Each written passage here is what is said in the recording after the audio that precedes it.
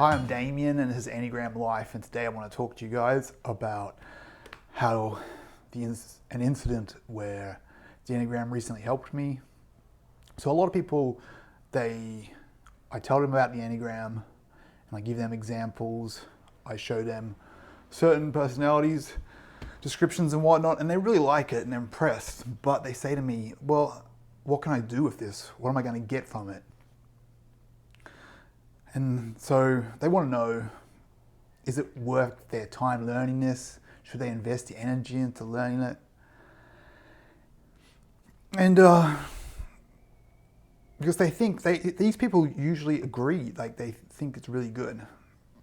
And they're impressed by the accuracy of the personality descriptions, but they don't know if how it's going to benefit them. And so I just want to talk about a time when the Enneagram benefited me recently, this week. So basically I was at work and I was working with someone for essentially the first time. I had actually worked with him about 6 months earlier, just for one day. And he didn't even remember that, but I remembered him. And so I worked with him this week and we were at a particular site. And we had to control the traffic. I mean, the traffic into the construction site and the pedestrians walking past the construction site. And so the first time I worked with him, I realized this is one of these type 3s that has, well, low functioning type 3. And by low functioning here, what I mean is that he basically, the monster part of his personality was shining through. Low functioning can mean a few different things. Different people have different definitions, but that's what I mean.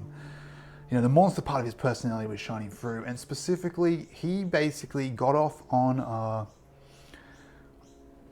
abusing people. That was his thing. And I have known other type 3s just like that, and that helped me identify him very quickly. And that was really helpful because I wasn't thinking to myself, oh, maybe this guy's just having a bad day. Maybe he's just nervous because it's the first time we've met. You know, maybe it's my fault. I wasn't thinking any of these type things. I realized, oh, okay, so this is a guy that gets off on abusing people. And a lot of that comes from that feeling, that insatiable, that insensational feeling that you can't get enough respect. A lot of those 3s, they feel that, you know, their desire for respect, their hunger for respect is so great that it can never be satiated.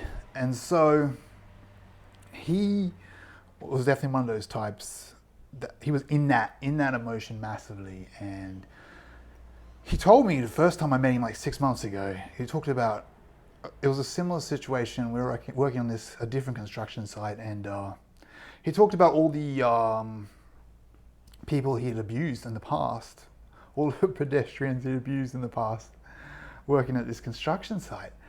You know, when trucks had to come on the footpath and he had to tell pedestrians to move and whatnot. And you could tell that he really got off on doing that. And so at this particular site we were working on this week, there wasn't many pedestrians at all to abuse. And so really there was, you know, trucks that were coming onto the site that he had to direct and whatnot. And there was me. And so he was working with me. And so I realized, oh no, this guy, and as I started to talk to him, he was basically putting insults in there, here and there, totally unnecessary. And I realized, you know, I knew, okay, so this is one of these type 3s that's looking for someone to abuse. And it's going to try and set me up beneath him. That's what he wants to do, because, you know, they get off on, they want to be respected so much that they never feel happy. They never feel like they're getting enough respect. And so, you know, the low functioning 3s, that is. And 4s as well. He might be somewhere in the 4-3 range, this guy. Anyway, so, well, I should say some 3s and some 4s. But anyway, so he's, you know, doesn't feel like he's getting, or maybe I should say a lot of threes and a lot of fours, but anyway.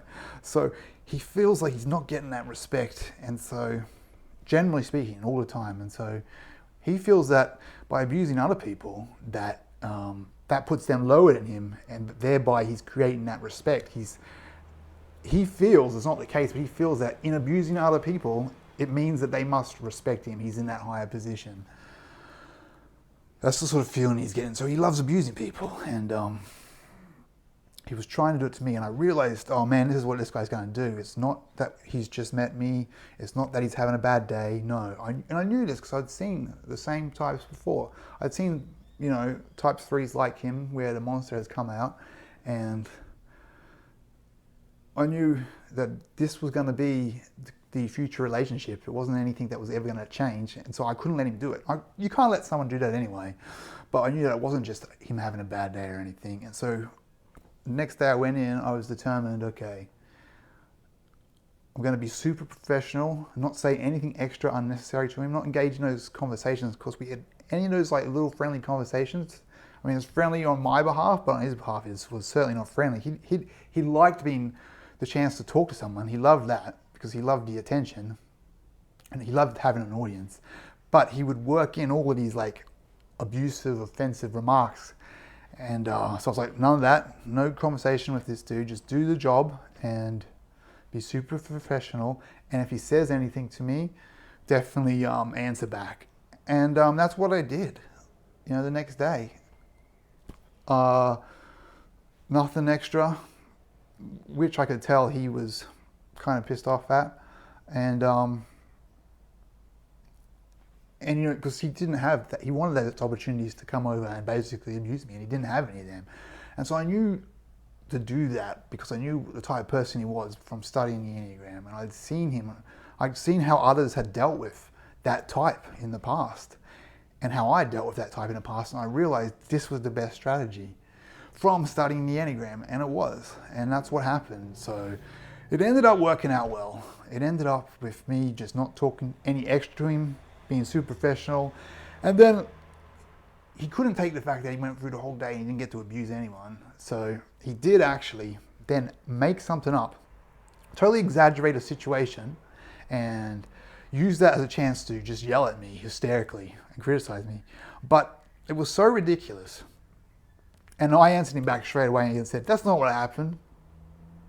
That's ridiculous. Just full out, I'm not taking his crap, answering him back. And he ran off and literally just turned away, turned around and stormed off.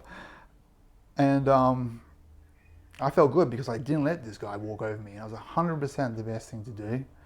And he ended up complaining to the bosses who, because it was such a ridiculous situation, just hearing it, knew this guy was being an idiot. And they said to me, well, we won't put yous on together at the same time. And they put me on at a different site. And so it worked out really well for me because he ended up looking like a hysterical idiot, which he was.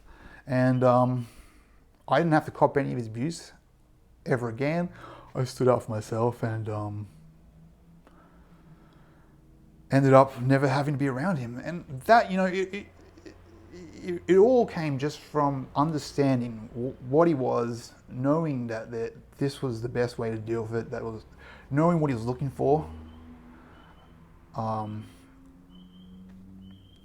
which came from my awareness of the different personality types, my studying of not just threes, because all threes are not like that, but different types of threes, seeing them at their worst, seeing them at their best, and understanding, okay, this is the best way to deal with this guy.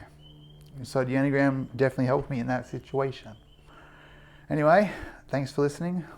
Please subscribe. Oh, and it's March the 11th, 2022.